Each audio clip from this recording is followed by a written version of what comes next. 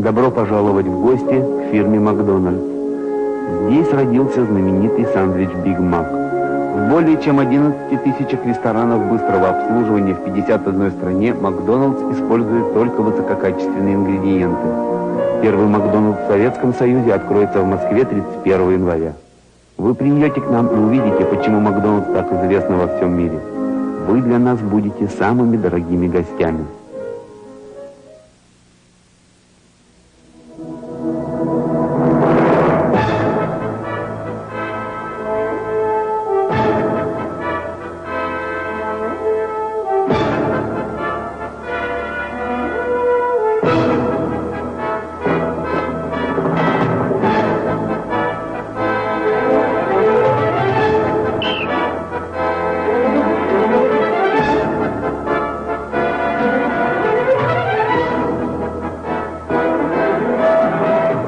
Back in 1985 in the USSR, Mikhail Gorbachev launched his famous economic restructuring program. He called it Perestroika. Unfortunately, despite all his good intentions, all his reforms, serious shortages of housing, food, and consumer goods still exist and are still growing. Well, to help ease this difficult situation, many joint ventures have been formed, partnerships with Western businesses. But so far, few have produced visible results. So for 290 million Soviets, the first taste of perestroika has been somewhat bitter. However, there is one such venture that has indeed made a difference. Quite some difference. This is that story. On the 31st of January, 1990, in a dark Pushkin Square before dawn, the first McDonald's in Moscow glowed like a beacon. People had already started lining up in anticipation, even before the first crew workers arrived. There was much to do. McDonald's would open for business for the first time ever in the Soviet Union.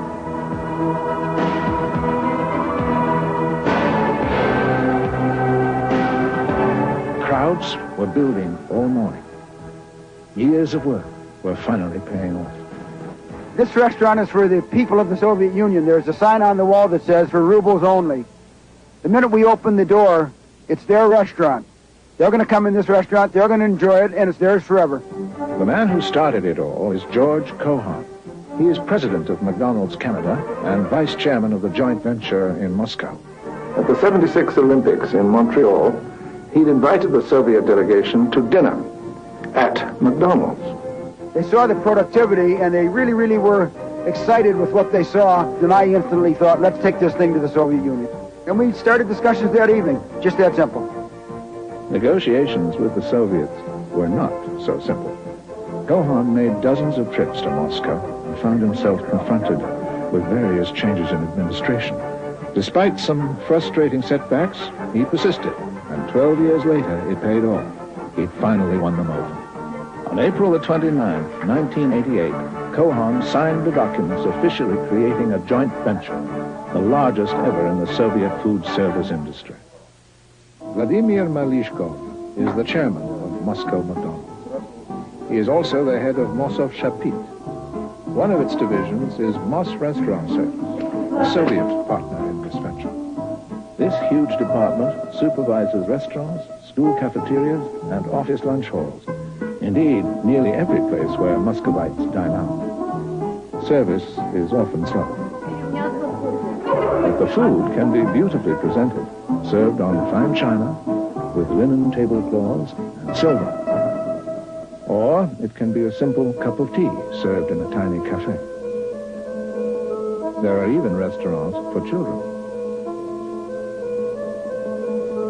Other locations are not so comfortable, but at least they're relatively fast.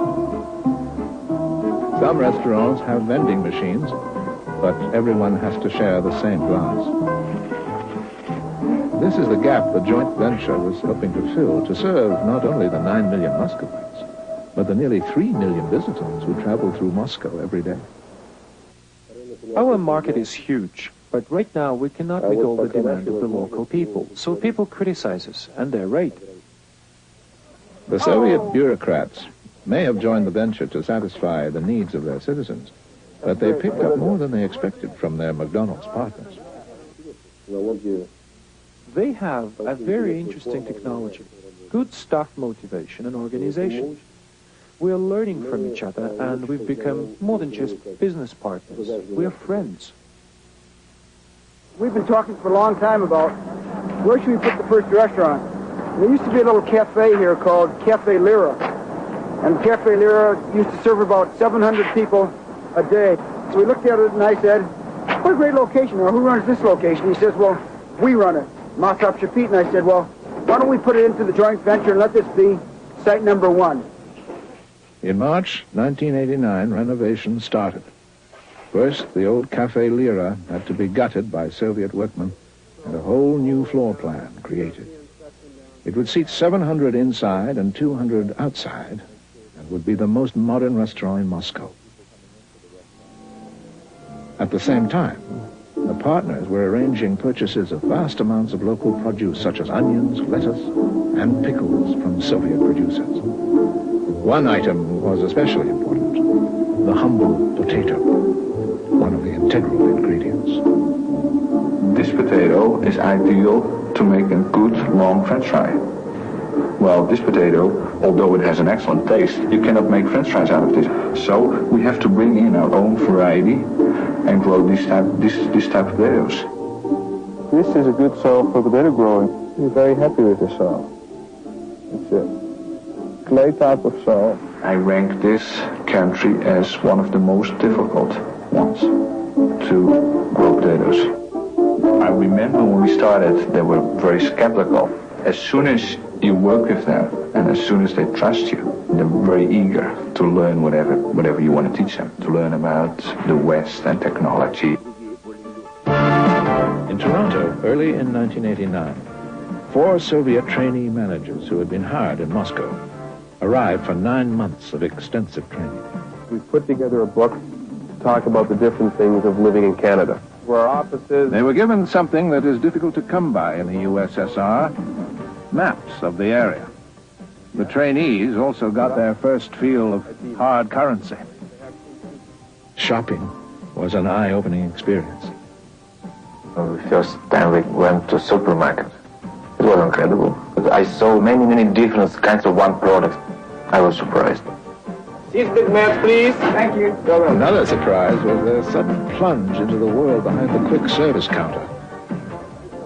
At first, it wasn't easy for them to keep up with the non-stop pace set by the energetic crews and teaching supervisors. Watch the customer flows. Drive through. They worked hard.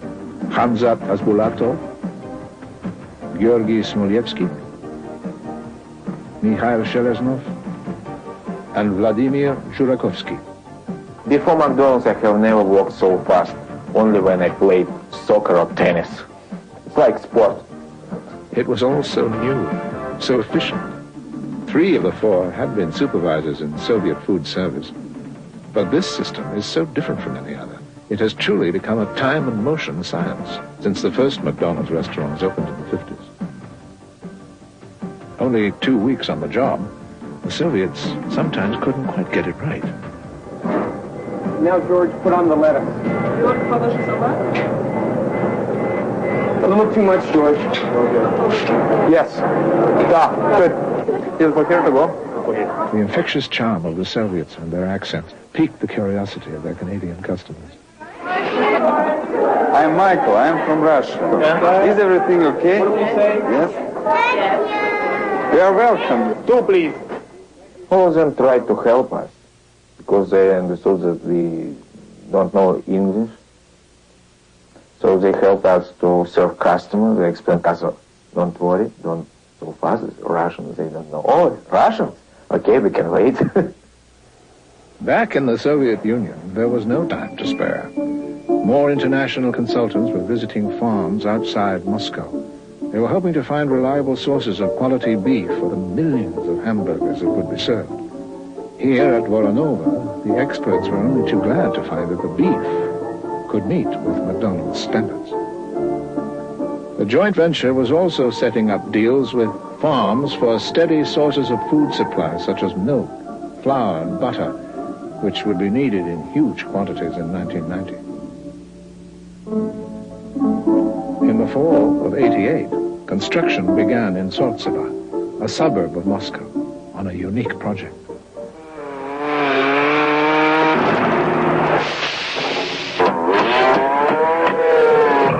McDonald's decided to put all its food processing operations under one roof for the first time anywhere.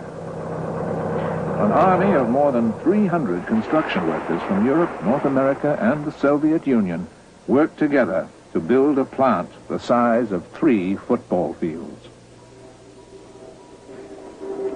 Nothing was left to chance. Key management personnel were recruited early on.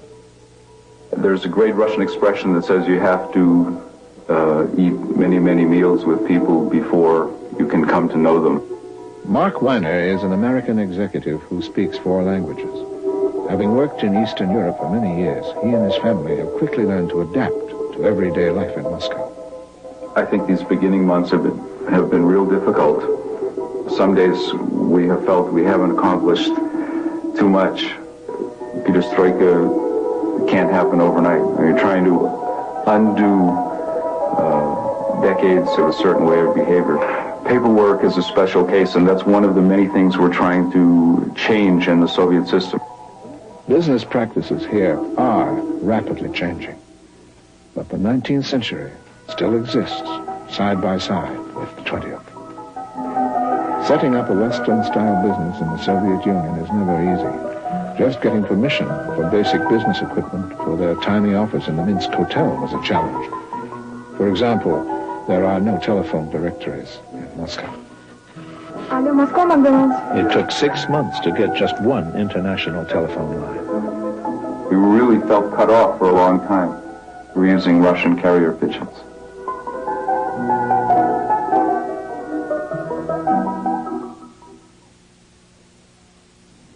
The golden arches of McDonald's, an icon of Western capitalism, was to soon arrive in the land of Lenin. Here at Harvard University's Russian Research Center, the Soviet political and economic situation is constantly monitored to keep up to date on the rapid changes. Marshall Goldman feels that many joint ventures may be doomed to failure, but that this particular one has a good chance of success. McDonald's is different. They're going back into the roots of the system. If it works and it spreads and it's not going to be just for the party elite, it's going to be for the masses. This, for Gorbachev, will be one of the first concrete steps he's had towards moving towards perestroika. In Moscow, with the opening deadline approaching, work on the construction of the new restaurant really started to speed up.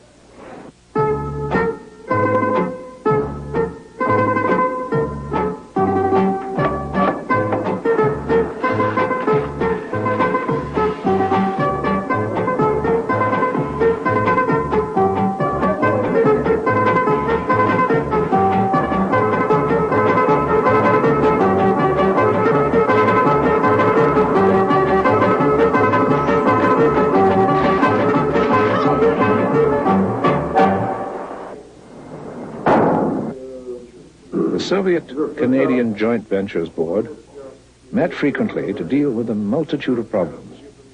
They ranged from major headaches such as cost overruns, customs delays, supply of materials and power, to minor inconveniences such as restricted travel outside Moscow.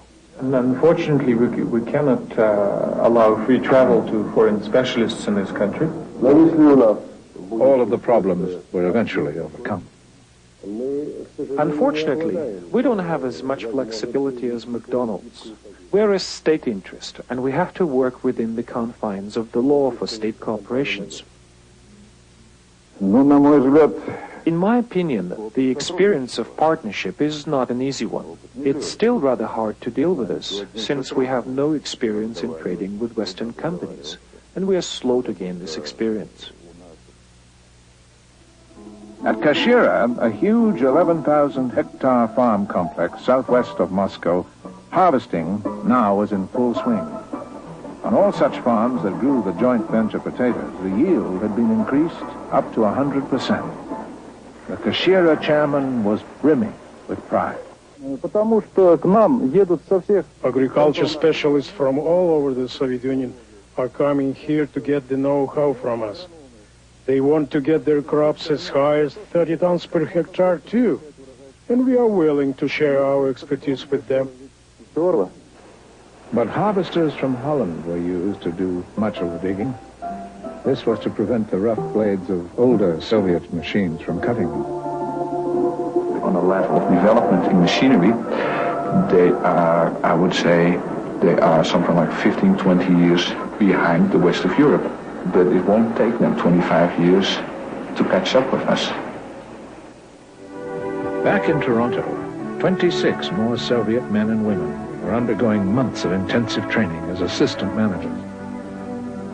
In Oak Brook, Illinois, at Hamburger University, the 4 future Soviet managers took advanced instruction. From a special booth, an interpreter translated every lesson. Khamzat Khasbulatov emerged at the top of the class. After graduation, he was officially named manager of the first restaurant on Pushkin Square. The Soviets were finally ready to return home for their toughest test of all.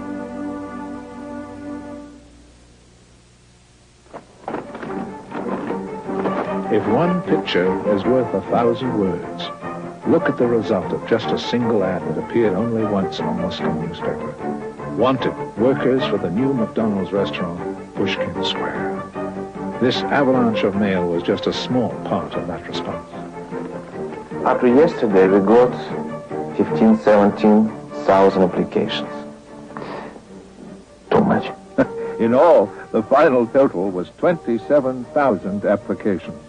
A lot of late nights for the Soviets, who had to hire the 600 crew needed. After the massive job of interviewing, the real work began, training the recruits.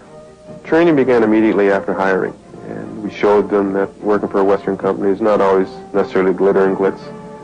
We stressed the importance of working together as a team, keeping our floors clean, our windows clean, preparing our food correctly, and serving our customers quickly and courteously and with a smile. But one of the most important points they learned during their training is that work can be fun, especially when we work together as a team.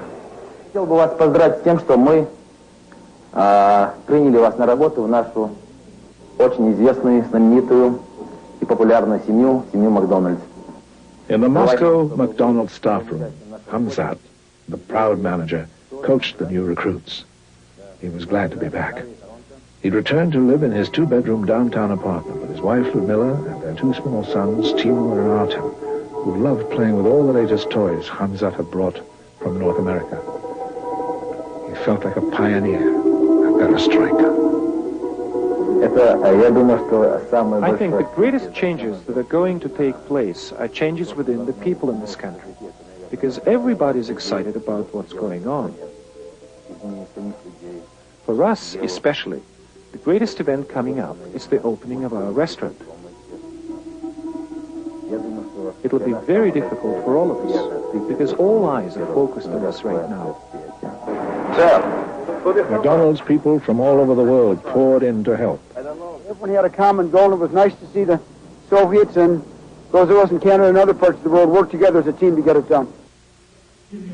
And what a team it was. McDonald's gathered all its newly trained employees together. This has been a dream for a long time. Almost 5,000 days ago, we started this project, and now we're 6 days into the opening. And so we really feel excitement. Well, the staff was certainly ready, but what about the food?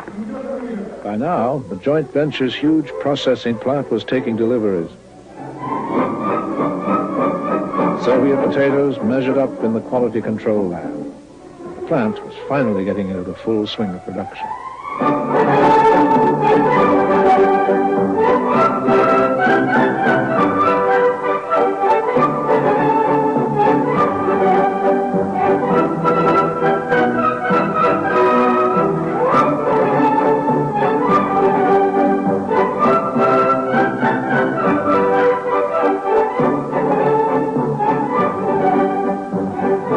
Going well. Well, almost. Production was up, and everyone was ready. Tomorrow was opening day. In the chilly dawn of January the 31st, 1990, the lineup outside Moscow McDonald's was rapidly getting longer. Customers described what they'd like to order. Big Mac. Всего понемножку. Did this boy know what a Big Mac was? Нет. Why had they come? Ну, знаете, я вообще-то давно стою. Я вообще приехала только сегодня ночью. Желание побывать за границей, не выезжая из Москвы. Many didn't really know what to expect, so crew members were handing out pamphlets which explained the food and how to order it. Хорошая идея. Это же прекрасно. У нас такого еще не было в стране. Inside, Hamzat and his crew were almost ready.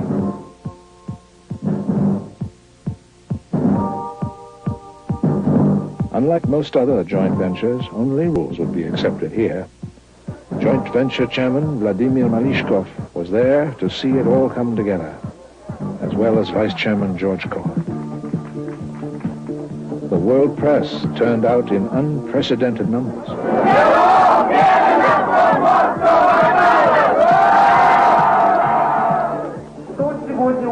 The Soviets were ready to spend their hard-earned rubles. After more than a decade of preparation and a $50 million investment, this joint venture would finally open for business. Led by children from a local orphanage, a human wave surged toward the 27 cash register. Thousands poured in all day long. The newly trained order takers helped the people in line decide on the unfamiliar menu. Двойной чизбургер. Или вам поменьше? The intensive training for staff paid off. Customers were greeted with smiles and patience. Big Mac, filet.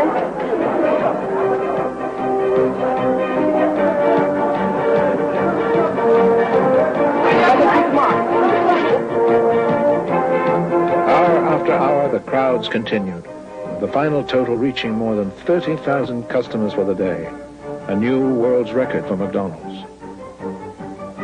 The Big Mac and fries seemed to be the favorite, but sundaes were popular too. Sometimes people didn't seem to know exactly how to eat the food, but they liked it. Big Mac is the best. Просто очень все вкусно. Apple pie. The previous restaurant on this site used to cater to 20,000 Soviets a month. In its first month alone, this one served more than 1 million. In the context of the vast changes currently taking place in this part of the world, the opening of a restaurant may not seem important. Yet when this joint venture opened its doors, its symbolism as the dove of perestroika dominated headlines around the world. And inside the Soviet Union, the extraordinary impact of this venture's agricultural and production methods has helped lay the foundation for a revolution in their food system.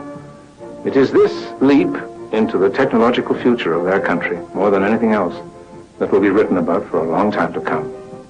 The advent of this restaurant and the many more that are to open has done something really quite remarkable for the Soviet people. In a hopeful way, it has fired their already vivid imaginations. It's not just a tangible and welcome product of perestroika. It's more than that. It's the kind they can eat.